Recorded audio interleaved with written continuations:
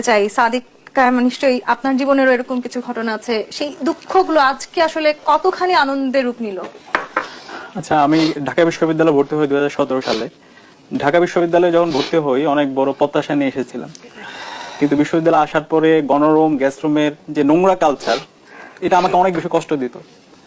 আমি ভাবতাম আমি এর আগে আমি বিশ্ববিদ্যালয়, আমার স্বপ্নটা অনেক বড় ছিল, এই ঢাকা বিশ্ববিদ্যালয় বাংলাদেশের সবচেয়ে মেধাবীরা পড়ে, ঢাকা বিশ্ববিদ্যালয়ের সবচেয়ে বড় বুদ্ধিজীবীরা, সবচেয়ে সম্মানিত মানুষগুলো এখানে থাকে।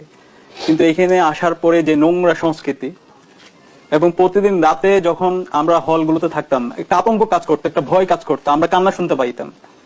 আমাদের ছোট ভাই, আমাদের বন্ধুরা পাশে কান্না করছে, তাকে গর্হিত ভাষায় তাকে গালি দেওয়া হচ্ছে, তাকে দাসের মতো ব্যবহার করা হচ্ছে, এগুলো আমাকে অনেক বেশি কষ্ট দিত।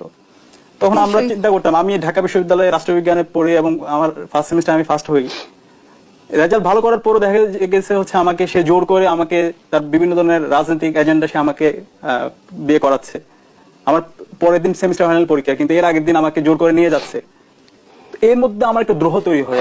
আমি এই যে হচ্ছে সমাজের অসঙ্গতি গুলা, এই যে ঢাকা বিশ্ববিদ্যালয়ের মধ্যে যে নোংরা রাজনীতি গুলো চলছে এবং পুরো দেশের মধ্যে গত 15 বছর 16 বছর ধরে যে এখানে সাপ্রেশন অপারেশন গুলো চলতেছে, এগুলো আমাকে অনেক বেশি কষ্ট দিত।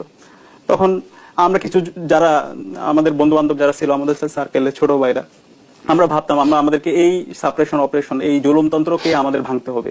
আজকে যে ছাত্র জনতার যে বিপ্লব হলো, এই বিপ্লবের মূল কারিগর হচ্ছে আমাদের শহীদেরা। এবং গতকালকেও আপনারা দেখেছেন নির্বিচারে আমাদের সারা দেশের ছাত্র সমাজ, ছাত্র জনতার উপর গুলি করা হয়েছে, এবং কারা করেছে এটা আমাদের কাছে পরিষ্কার।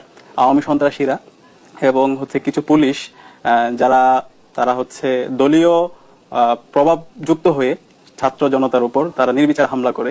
এবং গতকালকে রিপোর্ট অনুযায়ী আমাদের কাছে প্রায় 105 জন এখন পর্যন্ত শহীদ হয়েছে। তো এই শহীদরাই আমাদের প্রেরণার বাতিঘর। এই শহীদদের কারণে আজকে বাংলাদেশে গণ অভ্যুত্থান হয়েছে এবং আমরা একটা নতুন বাংলাদেশ, স্বাধীন বাংলাদেশের আমরা স্বপ্ন দেখতে পাচ্ছি। তো আমরা নতুন বাংলাদেশ কি করতে চাই? ছাত্র সমাজ আগামীর বাংলাদেশ, তাদের উপর নির্ভর করে আগামীর বাংলাদেশটা কেমন হবে। তা আমরা এমন একটা বাংলাদেশ করতে চাই যেখানে কোনো ধরনের বৈষম্য থাকবে না। আমরা এমন একটা বাংলাদেশ করতে চাই যেখানে কোনো ধরনের নিপীড়ন থাকবে না, এখানে সবার ভয়েস থাকবে, সবাই তাদের মত প্রকাশ করতে পারবে, কেউ তাদের উপর চাপিয়ে দিবে না। এখানে কোনো সন্ত্রাসী তার রাজত্ব কায়েম করতে পারবে না, এবং এখানে কোনো ধরনের সাংস্কৃতিক গোলামি থাকবে না, এখানে কোনো ধরনের অর্থনৈতিক শোষণ থাকবে না। এমন একটি বাংলাদেশ হবে যেখানে সবাই, সব ধর্মের মানুষ কাঁধে কাঁধ রেখে তারা ঐক্যবদ্ধভাবে চলবে।